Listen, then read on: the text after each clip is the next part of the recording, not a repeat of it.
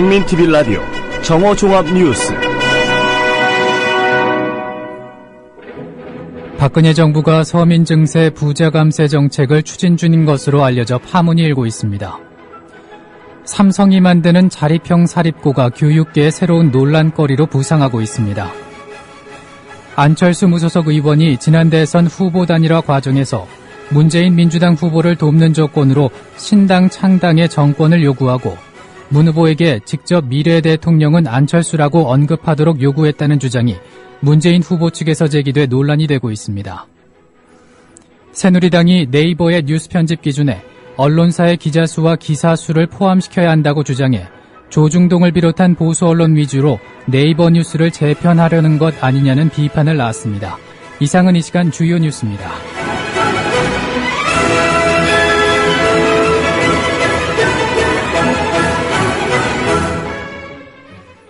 국민TV 라디오 정오종합뉴스 첫 소식입니다. 박근혜 정부가 서민 증세 부자 감세 정책을 추진 중인 것으로 알려져 파문이 일고 있습니다. 국회 기획재정위 조정식 민주당 의원이 입수한 미래경제 사회환경 변화에 따른 중장기 조세정책 운용 방향 보고서에 따르면 정부가 부가가치세와 주류 담배세 인상을 통한 증세를 추진하는 반면 기업 소득의 누진에 매기는 법인세는 세율을 단일화해 대기업의 세금 부담을 덜어주는 방식의 세금 정책을 추진한다는 것입니다. 이에 대해 조정식 의원은 정부의 올해 세법 개정안과 향후 세법 개정 작업이 부자 대기업의 세금 부담은 줄이고 서민 중상층의 세금 부담은 늘리는 방향으로 설계돼 있다는 것이 문서로 확인된 것이라며 비판했습니다. 국무조정실 산하 4대강 사업조사평가위원회가 내년 예산조차 배정되지 않은 것으로 나타났습니다. 국무조정실이 민주당 김영환 정성호 의원실에 제출한 각종 예산자료 등을 종합하면 정부는 2014년도 4대강 조사평가위 예산으로 운영회의 운영비용 등 기본경비 2억 5천만 원만을 책정했습니다. 문제는 기본경비에 임차료 인쇄비, 위원회 참석비, 안건 검토비, 업무 추진비 등만 포함됐고 연구 용역 비용은 포함되지 않았다는 점입니다. 아울러 조사평가를 직접 수행하는 조사작업단의 현장 조사 및 연구 용역 비용에 대해서도 반영하지 않은 것으로 나타났습니다.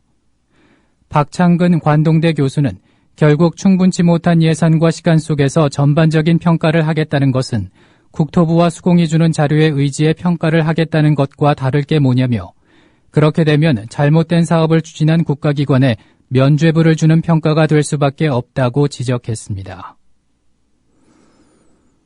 삼성이 만드는 자립형 사립고가 교육계의 새로운 논란거리로 부상하고 있습니다. 이를 반대하는 1인 시위에 나선 이호중 서강대 법학전문대학원 교수는 오늘 국민TV 라디오 노정면의 뉴스바에 출연해 삼성고의 핵심 문제가 특권계층 형성이라며 인맥을 계속 관리하고 임직원들의 자녀 역시 부모의 경제적 지위를 물려받아 특권계층으로 진입할 수 있는 그런 기회들을 확장시킨다며 이를 통해 삼성 공동체라고 할 수 있는 사회적인 네트워크를 구축해 나가는 시스템으로 봐야 한다고 말했습니다. 이호중 교수의 말입니다. 앞으로 설립되려고 하는 지금 삼성뿐만 아니라 많은 대기업들이 이와 같은 자사고 설립을 준비하고 있는 상황인데요. 이런 이제 그 자사고 설립은 일단 인가해주지 말아야 할 것이고 일반고로 전환하는 방식으로 가는 것이 기업의 사회적 책임에도 맞다고 생각을 합니다. 그리고 장기적으로는 더 나아가서 현재와 같은 이제 학교의 우열을 만들어버리는 시스템이죠. 현재와 같은 이런 그 자사고, 일반고의 시스템 자체를 좀 근본적으로 배약하기 위한 좀 그런 지혜도 좀 모아야 되지 않는가 생각하고 있습니다. 삼성고의 등록금은 1년에 842만 원 수준으로 다른 자사고보다도 200만 원 정도, 사립대 평균 등록금보다도 비싼 것으로 알려져 있습니다. 현재 삼성고는 내년 3월 개교를 앞두고 신입생을 모집하고 있습니다. 안철수 무소속 의원이 지난 대선 후보 단일화 과정에 민주당 문재인 후보를 돕는 조건으로 신당 창당의 전권을 요구하고 문 후보에게 직접 미래 대통령은 안철수라고 언급하도록 요구했다는 주장이 문재인 후보 측에서 제기돼 논란이 되고 있습니다.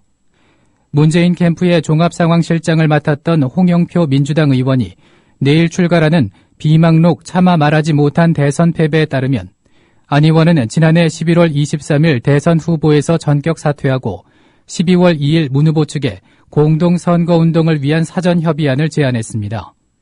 공동협의안은 안철수 전 후보가 이미 국민의 마음속에 우리나라 미래 대통령으로 자리 잡고 있다는 내용을 문재인 후보에게 직접 발표하도록 요구했다는 것입니다. 협의안은 또 문재인 안철수가 새정치 공동선언의 실천을 위해서 필요하면 완전히 새로운 정당의 설립을 추진하겠다며 안 전 후보가 새정치 창당 쇄신에 새정치 정당 쇄신의 전권을 갖고 정치개혁에 앞장설 것이라는 내용도 포함되어 있었습니다. 민주당은 이에 난색을 표하다가 12월 14일 선대위 회의에서 문재인 후보는 안철수 전 후보와 대한민국의 미래를 함께 그려나가겠다고 발표했고 그러자 안철수 전 후보는 하루 뒤 서울 광화문 집중 유세에서 처음으로 민주당 유세차에 올랐다는 것입니다. 당시의 발언 들어보시겠습니다. 안철수 후보와 저는 끝까지 이번 대선 승리에서 정권교체 이루고 새정치 반드시 함께 이루어내겠습니다. 보도를 접한 안철수 의원 측 금태섭 변호사는 트위터를 통해 아예 출마를 포기하고 양보한 사람에게 책임이 있다고 원망하는 게 정말 상식적으로 말이 된다고 생각하는 걸까라고 반문한 뒤 이 사람들은 남의 탓을 하지 않을 때가 한 번도 없구나. 이제 좀 지겹다고 반발했습니다. 공직선거법 위반 혐의로 기소돼 국민참여재판을 받은 사건은 지금까지 총 11건인데 이 중 배심원단과 재판부의 판단이 엇갈린 사건은 단 한 건에 불과한 것으로 나타났습니다. 이 사건도 기초적인 법리상 무죄인 사건이었지만 배심원단이 이를 알지 못해 재판부와의 판단이 엇갈렸습니다. 경향신문에 따르면 배심원단과 재판부의 의견이 엇갈린 사건은 한 건인데 배심원단 7명은 전원일치로 유죄 판결을 내렸으나 재판부는 무죄를 선고한다고 밝혔습니다. 재판부가 배심원단과 다르게 판결한 이유는 피고인의 범죄 행위 자체에 대한 판단이 달랐기 때문이 아니라 단순 법리적인 이유 때문이었습니다. 이와 관련해 법원 관계자는 지금까지 나온 선거법 위반 사건 국민참여재판의 결과를 보면 유무죄나 배심원 재판부의 판단 일치 여부는 배심원단의 정치적 지지 성향이나 사건 내용 등과 상관없이 다양한 것으로 보인다고 말했습니다. 한편 천정배 전 법무부 장관은 배심원의 정치 성향을 이유로 들어 국민참여재판을 문제 삼는 것은 문제라고 지적했습니다. 오늘 국민TV 라디오 노종면의 뉴스바에서 행한 발언입니다. 법관이라고 해서 정치적 압력으로부터 벗어나 있다는 그게 없지 않습니까? 오히려 비교해보면 정치적 재판, 이른바 정치성을 띤 재판에서 일반 국민들이 더 공정하겠는가, 아니면은 직업 법관이 공정하겠는가 하는 문제가 쉽게 해결할 문제가 아니라고 생각합니다. 그래서 네. 논란의 여지가 있겠지만은 그것 때문에 배심을 공개하기는 어렵다고 저는 보이고요. 네. 새누리당이 네이버의 뉴스 편집 기준에 언론사의 기자 수와 기사 수를 포함시켜야 한다고 주장해 조중동을 비롯한 보수 언론 위주로 네이버 뉴스를 재편하려는 것 아니냐는 비판을 낳고 있습니다. IT 전문 매체인 iNews24에 따르면 새누리당은 네이버의 뉴스 편집 기준은 주관적 요소가 들어갈 수 있다며 뉴스 편집에 구글식 알고리즘을 적용할 것을 요구했습니다.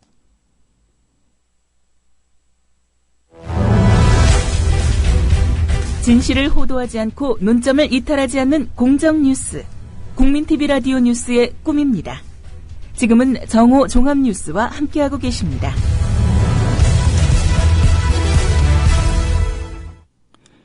논평입니다. 재보선이 민주당에 준 교훈이라는 제목으로 본방송 조상훈 사무국장의 논평이 있겠습니다. 국회의원 2명을 새로 뽑는 하반기 재보궐선거가 새누리당의 완승으로 끝났습니다. 고희선 전 의원의 사망으로 보궐선거가 치러진 경기 화성갑에서는 서청원 후보가, 김영태 전 의원의 당선 무효용으로 재선거가 실시된 경북 포항남 울릉에서는 박명재 후보가 경쟁자들을 큰 표차로 따돌리고 당선됐습니다. 두 곳 모두 지난 19대 총선 때 새누리당이 내세웠던 후보가 의석을 차지했던 선거구입니다. 잠정 집계된 투표율은 화성갑이 32%, 포항남 울릉이 34.9%였습니다. 유권자 10명 중 3명가량만 투표를 해 국회에 보낼 지역 대표를 뽑은 셈입니다. 관심이 덜할 수밖에 없는 재보궐선거라고 하지만 30%대 초반 투표율은 정치의 패배를 의미합니다. 그러나 이번 선거 결과가 시사한 바는 작지 않습니다. 새누리당과 민주당 중 어느 쪽의 주장이 옳고 그르냐를 떠나 민심을 제대로 잇고 있는 쪽은 결국 새누리당이었습니다. 적어도 화성갑에서는 그랬습니다. 화성갑에서 당선된 서청원 후보는 공천 과정부터 거센 논란이 일었습니다.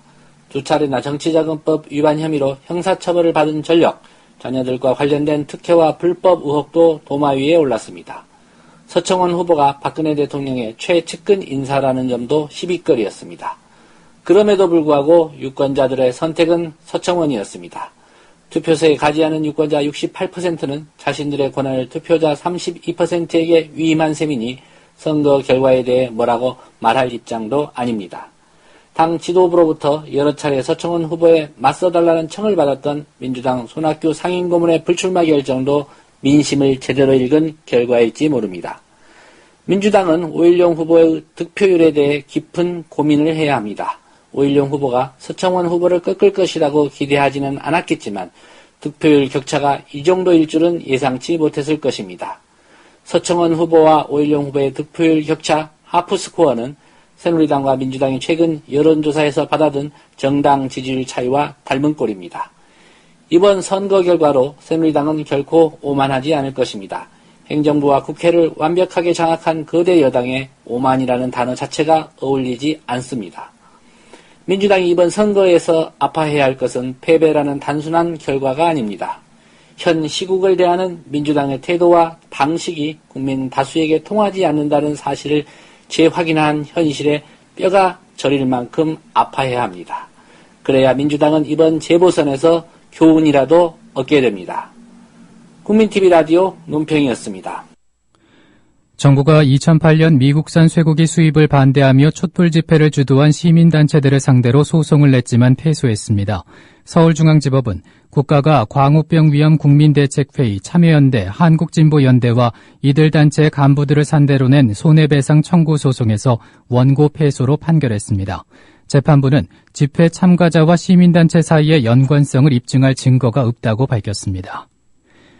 오늘 중부지방은 대체로 맑다가 밤부터 구름 많겠고 남부지방은 구름 많겠습니다.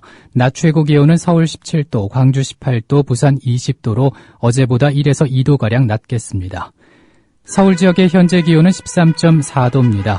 국민TV 라디오 정오종합 뉴스를 마칩니다. 정승조였습니다.